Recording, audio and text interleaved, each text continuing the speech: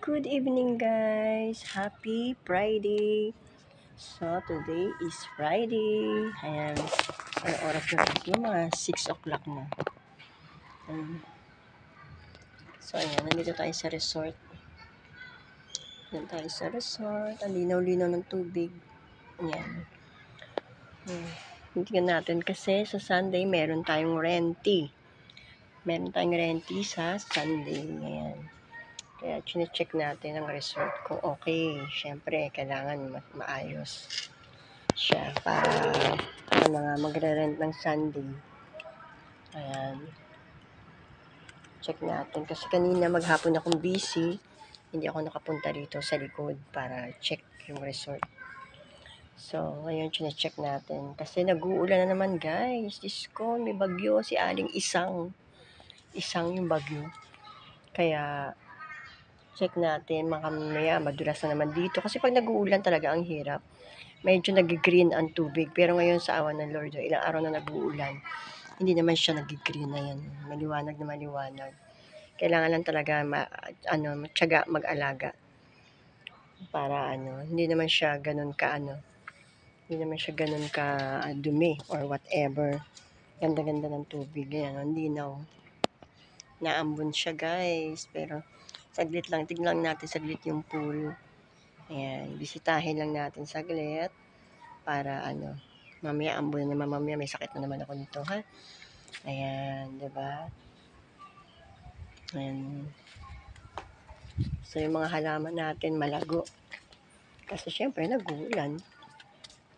Ayan, ayos naman, no problem. Maayos ang bawat sulok ng resort. Ayan, mga halaman natin, malalago.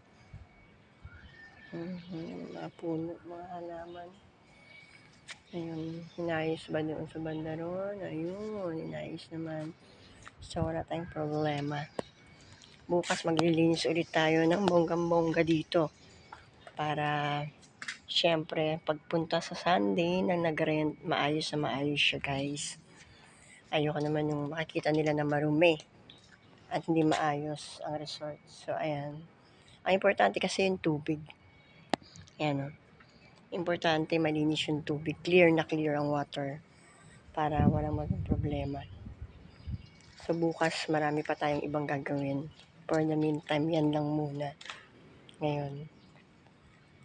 Bukas tututukan natin siya. Hindi tayo masyadong busy sa work bukas sa barangay. Half day lang tayo sa barangay. After ng linis, wala na. Uuwi na agad. So, yun. Wala tayong masyadong gagawin. Hindi mo na ako gagawa ng iba pang bagay at nai-stress na ako, guys. Ayan, ako. Makapal na rin pala yung puno na yun. Kailangan may hagdan para maano natin yung puno. Matabas. Ayan. Ayan siya, guys. Yan, diba? Masid-masid tayo.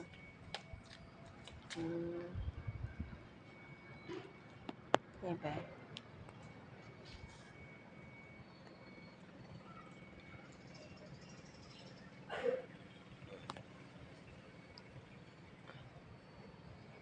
Ayan. Ayan siya, guys. So, ayan muna, guys. Bukas na lang natin tutuloy yung paglilinis sa pool. For the meantime. Ayan muna kayo.